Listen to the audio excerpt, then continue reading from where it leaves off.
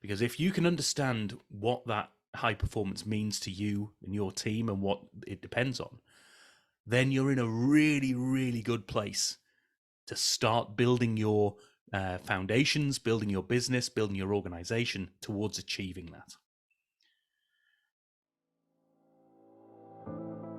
Hi, and welcome to Helping You Perform. I'm your host, Paul Teasdale. Over a career working with high-performing teams from across the globe, including 7 years working with Formula One team McLaren, I've learned a lot about what it takes to drive results. In this weekly podcast series, I'm going to be bringing you tips, tricks, and insights from the world of Formula One that you can apply to your organisation for your high performance. Enjoy. Hi everybody, and welcome to another episode of Helping You Perform, where I bring my tips, tricks, insights, and some of the stories from the world of F1 and other high-performing teams, and help you take those learnings and accelerate your own performance.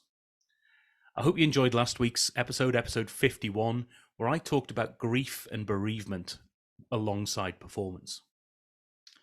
And massive thanks to everyone who's been reaching out off the back of that and off everything that's been happening in my world recently. So please, if you're in that situation, please do reach out, ask for help, put your message out there, and allow people in to help you in whatever way they can.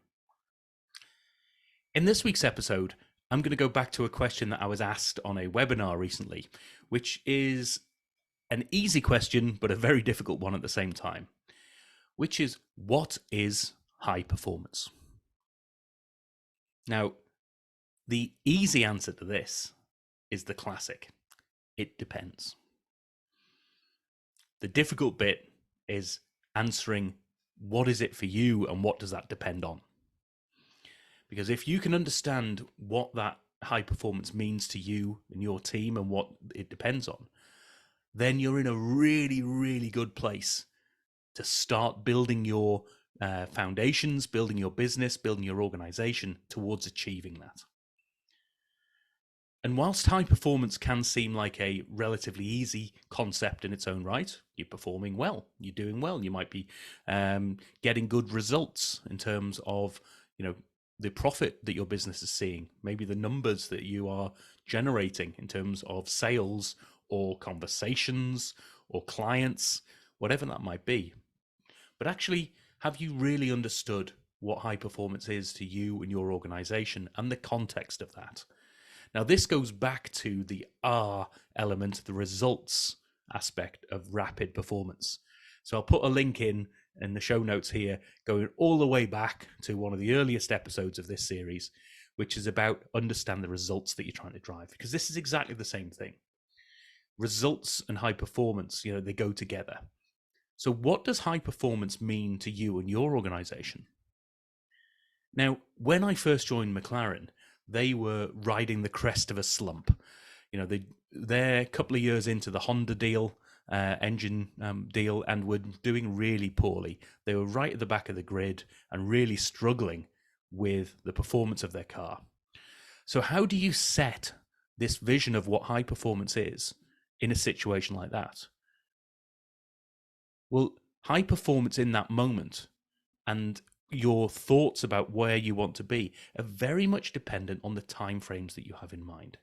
If you're very sort of short-term focused, having a high performance goal of winning the next race when all you've been doing all season is coming last is a bit silly, really. It's not achievable. It's not realistic.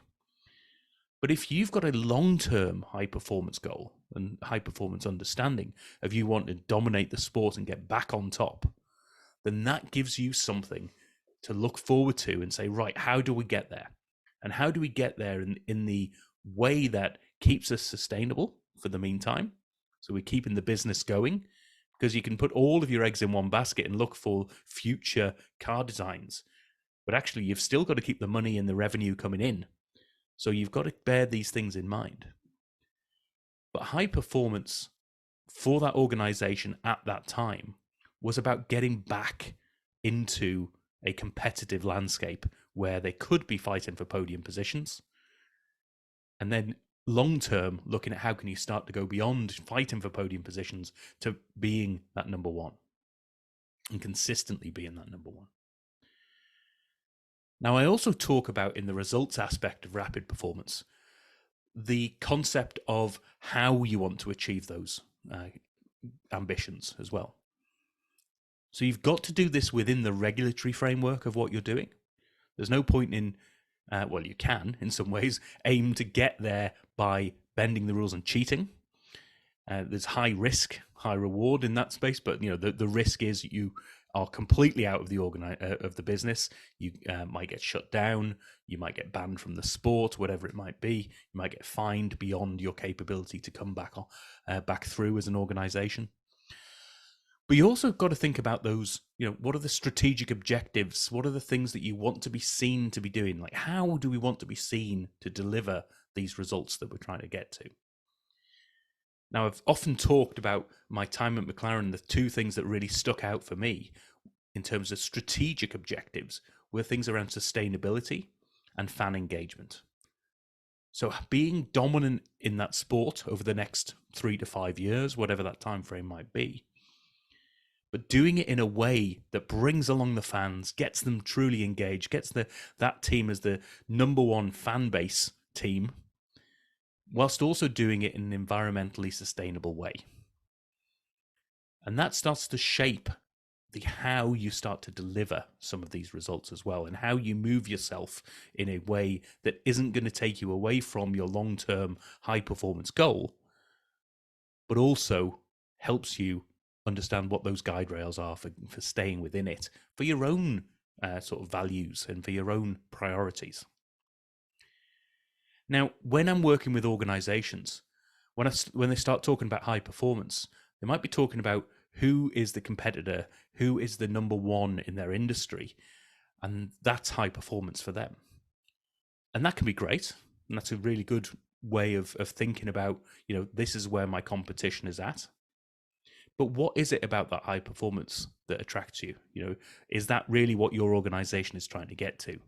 And is that how they're behaving that you want to emulate as well? Or is actually the results that they're after, but in a slightly different way, what is truly high performance for you? So for me, high performance is about what you want to achieve and how you want to achieve it. And by thinking above and beyond that competition as well. If you raise your sort of horizons and your timeframes to say, yes, we might be sort of second, third in the pecking order right now, but our long-term aim, our high performance that we are aiming for, is to go above and beyond that competition so that we are blowing them out of the water and they're the ones trying to copy us. That way, you're not just trying to copy people, you're trying to overtake and you're trying to get even better. And that puts you in a lot better stead than just trying to copy what other people are doing. And this concept can be taken down to a team level, even an individual level, of just going back and saying, right, what is high performance for me? And I would always encourage people, when you're having this conversation, when you're having that sort of chat about what high performance is, try to think of it in time frames as well. What's high performance this year? And where does that take me in terms of high performance in 3 to 5 years' time, and even beyond that? So I want you to think this week in terms of what is high performance for me, for my team and my organization. And also, how do I want to be achieving that? What are the things that are important to me such that we are achieving those goals within guide rails that mean something to us in terms of our values and our priorities? And as always, if you want some support in doing this, you want to just chat it through, hit me up through the website at paulteasdale.co.uk, set up that free 30-minute chat. Let's talk about it. Let's understand what high performance can mean for you, your team, and your organization. I'll see you in the next episode. Thank you for listening to this episode of the Helping You Perform podcast. If you found value in this episode, please take a moment to like, share, or review the podcast. You can reach out to me at any time, either through LinkedIn or through my website at www.paulteasdale.co.uk. I look forward to speaking to you in the next episode.